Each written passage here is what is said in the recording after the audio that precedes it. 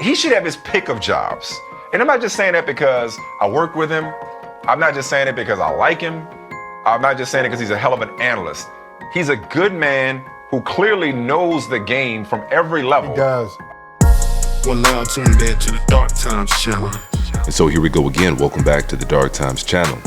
And I want to go ahead and kick it off by talking about Louis Reddick. Louis Reddick, for those of you who don't know, you should know him if you're a sports fan and if you're familiar with the NFL in any capacity. This is somebody who's a great analyst, but not only a great analyst, has also played in the NFL, has also spent numerous of years within the NFL as a front office guy. This is somebody who's worked for the Washington football team. And this is somebody who's also worked for the Philadelphia Eagles, serving as an assistant director to player personnel, and also serving as the team's director of pro personnel from 2010 to 2013. And so he has an extensive front office resume. And so this is an individual you would think would be a very sought after candidate, but that hasn't necessarily been the case. He should have his pick of jobs. And I'm not just saying that because I work with him. I'm not just saying it because I like him. I'm not just saying it because he's a hell of an analyst. He's a good man who clearly knows the game from every level. He does. And so absolutely, no doubt about it. Louis Reddick is an individual that should have been a GM a long time ago. Just by listening to him on ESPN when he talks about football and how passionate he is and how knowledgeable he is about the game and how he communicates what he's thinking. He's the perfect GM candidate. And I'm not saying that he's going to be the best GM to ever do it, but he deserves a shot. He deserved a shot a long time ago, a real shot. And that's what Deion Sanders chimed in on recently. Deion Sanders chimed in on Twitter and said, "Jets, please don't mess this up. And I pray this was a real interview and not that other thing y'all do. This man deserves a real chance. He is knowledgeable and class personified." Absolutely, I agree 100% with everything Deion Sanders said, and a lot of us do. And a lot of us hope that it's a real opportunity and not just an affirmative action or a Rooney Rule interview. No, I hired you. I do my affirmative action bit. And so it's quite fitting that Deion Sanders decided to speak up on Louis Riddick's behalf, because Louis Reddick has never been afraid to speak up, especially when it comes to Deion Sanders. So Heather, by December, Colorado will be what? An afterthought, Greeny, with 4 wins. When I look at their schedule, ESPN Analytics has them as a heavy favorite to win their season opener. I also think that they can get wins against Cincinnati, Baylor. I mean, Colorado State is one that could be tricky, but I look at this lineup and I see a lot of L's on there, to be honest. Remember, they have a whole new roster again, the most transfers in the FBS with 44. This is a lot of turnover. So I think they could be in trouble, Greeny. And we're talking again about what Deion says off the field and not as much about what he does on it in terms of the win column. Yeah, I think, look, obviously, like that graphic says on the bottom there, what's more important for him, wins or relevance? Look, they're already relevant now. He's got everybody's attention. It is now shifting to wins, and he understands that because he's been a winner. He's been a winner individually at the highest level because he's one of the best football players to ever put on a uniform. And he has been a winner as far as being a Super Bowl winner, so he understands what team success is looking like. Remember, what he is trying to do out there in Colorado is make a university, a football program that was irrelevant. No one cared about Colorado football. Nobody. What did you expect him to do? And Louis Reddick is also somebody who spoke up and spoke out when Eric Bieniemy was up for a head coach job, and you had people like LaShady or LaShawn McCoy out here talking against Eric Bieniemy, saying that he wasn't qualified to be a head coach. I hope he doesn't, but I think he will. What's his value? What makes him a good offensive coordinator? See, the problem is a lot of these people that go on social media, oh, he should be the guy for the job. They haven't played there. They're not in the locker room. I've been in the rooms where he's coaching, and he has nothing to do with the pass game at all, right? When the plays are designed, that's Andy Reid.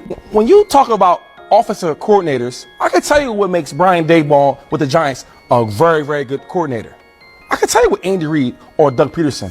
But when I asked about Eric Bieniemy, what makes him good? When we watch the film or practices and we correct the wide receivers, the running backs, the quarterbacks, he doesn't talk in there. Andy Reid talks in there.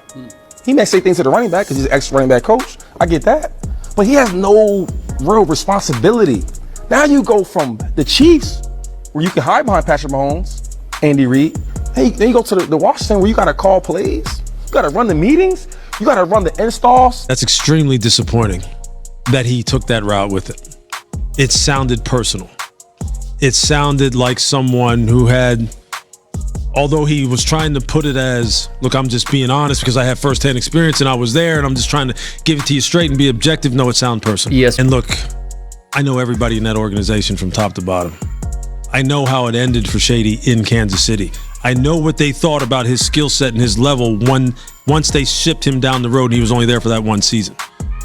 I know that Eric Bieniemy is not, look, Eric Bieniemy is one of those guys who coaches the way we used to be coached in the 90s, early 2000s, which is not the way you can coach players now and or discipline or teach any kid now. Which is to say what? How? He's very old school, very much so matter of fact. It didn't work. It wasn't a very comfortable relationship between those two, and it wasn't a comfortable relationship between Shady and Kansas City when it ended there, because they basically told him, you're not that good anymore. You're not the same guy as you were in Buffalo and in Philadelphia when we drafted you. And so by all accounts, Louis Reddick is one of those guys. He's one of those ones. And so hopefully this time around he gets a real opportunity and he gets a real shot, because about 3 years back he had an interview with the Houston Texans and he had an interview with the Detroit Lions. You're not leaving Houston without us making an offer you can't refuse. Don't even do the Detroit interview. And if the Texans let the Lions interview Louis Reddick, like, he should have his pick of jobs. And so I'm not quite sure if any of those interviews were actually real interviews, because people at that time just assumed that one of those teams were going to scoop him up. And for neither team to actually sign him, to actually commit to him being their GM, it just kind of leaves you with a funny taste in your mouth about this time go round. But here's Louis Reddick talking about the interview process and what he had to go through last time around. I would imagine a general manager interview. What is that like? What is it? How does it go? Yeah, I mean, it's really it's a get to know you session first and foremost, as far as your background, and you kind of telling it to someone else to where they get a first-hand account of who you are. I mean, in a very quick, you don't have all day, so you have to tell them a little bit about who you are and where you come from. Although they've heard it, they've researched it, they want to hear it from your perspective. Why you are who you are from a football perspective and from a personal perspective. And then really, like, what does it take to win in the NFL? Really, what does it take to win, in your view, in the NFL? From a management perspective, from a coaching perspective, from a player perspective, from a culture perspective, from a team building perspective. What does it take to win? Maybe why hasn't that team won? What would you change about that team? What kind of coach would you go after? Why would you go after that person? What kind of person are they? And you do this all basically from memory. You're not sitting there going through your book going, okay, hold on, let me get to the page on team building and then read it. I would draft all players who are 6 foot. You can't do that. It's back. Height, weight, speed, fast, physical, family, football. Yeah. God. No, I mean, you have to be able to articulate your philosophical approach to team building and character assessment and draft philosophy and free agency philosophy in a very free-flowing type of conversation, almost like we're doing right now. It's enjoyable to talk about why you believe what you believe about football and why you feel as though what you believe is something that would translate into wins in $1 billion, organization. And so there's certain coaches and GMs and executives within the NFL that when you hear them talk about football, you can't help but get excited. You could be a novice when it comes to football. You could not know a lick about football. But when you hear the John Maddens, when you hear the John Grudens talk about football, you can't help but to get excited. And that kind of personality, that kind of persona, that kind of ability to be able to communicate what's in your heart and what's in your mind is contagious and it's infectious. And usually those individuals go on to have great success no matter what they do. But in the game of football, especially when you're dealing with so many different personalities, when you're dealing with personnel, when you're dealing with staff, even when you're dealing with other organizations, you got to be able to communicate on a high level and be able to resonate with all kinds of people. And Louis Reddick is definitely one of those guys. And so I hope he gets a real opportunity. I hope it's a real opportunity. And if it is a real opportunity, then he should be the new GM of the New York Jets. No ifs, ands, or buts about it. But that's my take on it anyways. Go ahead and drop a comment in the comment section if you feel a certain way about it, or if you just want to chime in. And if you're not new to the channel and you enjoy the content so far on this channel, make sure you go ahead and hit that subscribe button for me as well.